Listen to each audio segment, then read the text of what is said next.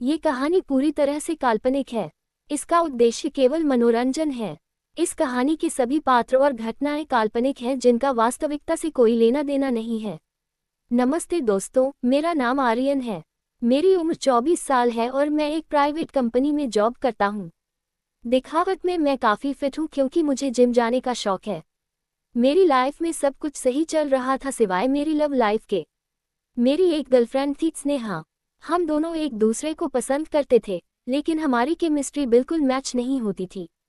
जब भी मैं उसे लॉन्ग ड्राइव पर ले जाने की बात करता या रोमांटिक होने की कोशिश करता, वह हमेशा अभी नहीं, बाद में, या मुझे घर जल्दी जाना है जैसे बहाने बनाती। मैं अंदर ही अंदर घुटन महसूस करता था। एक जवान लड़के के अरमानों पर जैसे उसने ताला लगा दिया था। मैं जिस बिल्डिंग में रहता हूँ, वहाँ मेरे फ्लैट के ठीक सामने एक आंटी रहती हैं। उनका नाम सुनीता है। सुनीता आंटी की उम्र करीब 40-42 साल होगी, लेकिन उन्हें देखकर कोई उनकी उम्र का अंदाजा नहीं लगा सकता। उन्होंने खुद को बहुत मेंटेन रखा है।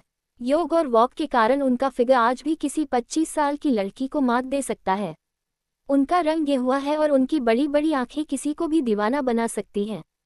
सुनीता आंटी के पति मर्चेंट नेवी में थे। इस वजह से वे साल में 8-9 महीने घर से बाहर ही रहते थे। आंटी घर पर अक्सर अकेली रहती थी।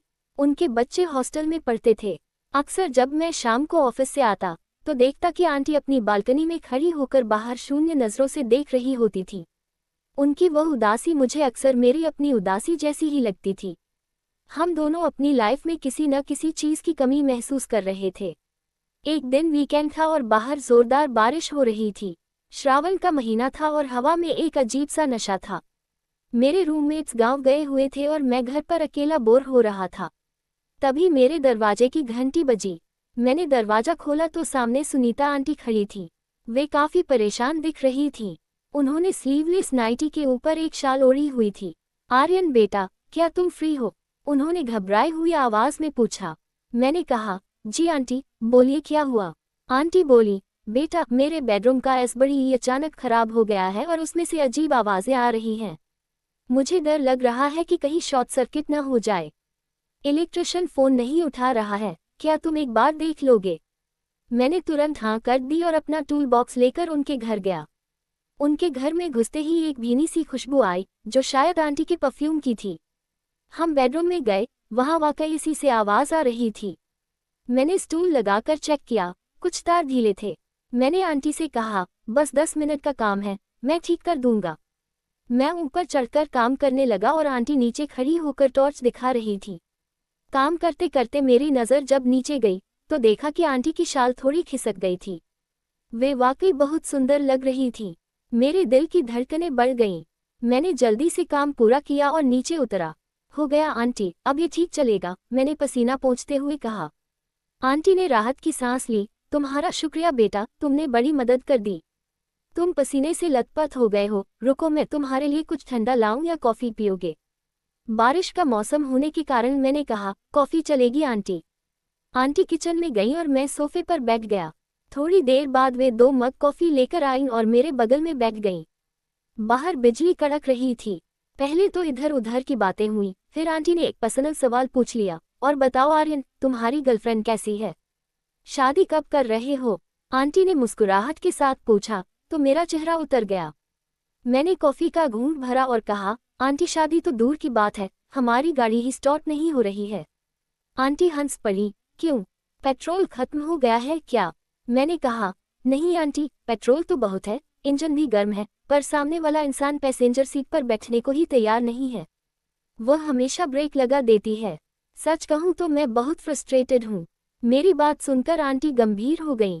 उन्होंने मेरी आंखों में देखा और कहा, मैं समझ सकती हूँ बेटा, अकेलेपन का दर्द क्या होता है, मुझसे बेहतर कौन जाने। मैंने हिम्मत करके पूछा, क्यों आंटी? अंकल तो आते रहते हैं ना। आंटी ने गहरी सांस छोड़ी और उदास होकर बोली, बेटा, वह साल में एक बार आते हैं, 2 महीने रहते हैं, पर उसमें भी अपने दोस्तों और रिश्तेदारों में व्यस्त रहते हैं। एक स्त्री को सिर्फ घर और पैसा नहीं चाहिए होता, उसे समय और प्यार भी चाहिए। मेरी गाड़ी तो सालों से गैराज में पड़ी पड़ी जंग खा रही है, न कोई ड्राइवर है न कोई सफ़र। ये सुनकर मैं स्तब्ध रह गया। मुझे एहसास हुआ कि आंटी भी मेरी तरह ही प्यासी हैं। माहौल में एक अजीब सी शांति छा गई। मैंने अपना हाथ धीरे से आंटी के हाथ पर रख दिया। आंटी, अगर ड्राइवर अच्छा हो तो पुरानी गाड़ी भी रफ्तार पकड़ सकती है, मैंने बहुत धीरे से लेकिन अर्थपूर्ण तरीके से कहा। Test drive. आंटी ने अपना हाथ हटाया नहीं। उन्होंने मेरी तरफ देखा। उनकी आंखों में एक सवाल और एक उम्मीद थी। पर बेटा, तुम तो नई गाड़ियों के शौकीन होगे ना, पुरानी विंटेज कार तुम्हें पसंद आएगी, उन्होंने कांपती आवाज में पूछा। मैं उनके और करीब सरक गया। आंटी, विंटेज कार का जो क्लास और कंफर्ट होता है वह नई गाड़ियों में कहाँ, और मुझे अनुभव की कदर है। मेरी यह बात सुनकर आंटी के गाल लाल हो गए। उन्होंने अपनी नजरें झुका ली, पर उनका शरीर मेरी तरफ झुक गया। मैंने उनके चेहरे को अपने हाथों में लिया। उसी समय बाहर बिजली कड़की और रूम की लाइट चली गई। अब सिर्फ खिड़की से आने वाली बारिश की हल्की रोशनी में हम थे। मैंने कहा, लाइट भी चली गई, लगता है अब हमें अंधेरे में ही रास्ता ढूंढना होगा। आंटी ने धीरे से कहा, रास्ता तो तुम जानते हो ना, कहीं भटक तो नहीं जाओगे। मैंने उनके कान के पास जाकर फुसफुसाया, मैप की जरूरत उन्हें होती है जो अनजान हो, मैं तो कब से इस मंजिल के सपने देख रहा था। उसके बाद जो हुआ वह शब्दों से परे था। उस बरसाती रात सोफे पर ही हमारी मैत्री गहरी हो गई। धीरे धीरे हमारी मैच शुरू हुई। आंटी ने शुरुआत में थोड़ी झिझक दिखाई, जैसे कोई खिलाड़ी बहुत दिनों बाद मैदान में उतरा हो, लेकिन जैसे ही मैंने प्यार बरसाया, आंटी भी खिल उठी। मुझे एहसास हुआ कि आंटी बिल्कुल सच कह रही थी। उनकी गाड़ी बस एक अच्छे ड्राइवर का इंतजार कर रही थी। वर्षों से जमा उनकी प्यास और मेरा अधूरापन दोनों एक साथ मिल गए। उन्होंने मुझे प्यार करना सिखाया और मैंने उन्हें यह एहसास दिलाया कि वे आज भी कितनी जवान और आकर्षक हैं। ये तूफानी पारी बहुत लंबी चली। पहले हमने सोफे पर शुरुआत की। मैंने उनकी बहुत तारीफ की, जिससे उनका आत्मविश्वास बढ़ गया। वे बार बार कह रही थी कि आर्यन, मुझे आदत नहीं है, पर थोड़ी देर बाद वही कह रही थी, रोकना मत, पूरा होने दो। स्नेहा के साथ जो मैं कभी नहीं कर सका था, वह सब सुनीता आंटी ने मुझे एक ही रात में सिखा दिया। उनके अनुभव के आगे मैं नतमस्तक था। बारिश बाहर भी थी और अंदर प्रेम की बारिश हो रही थी।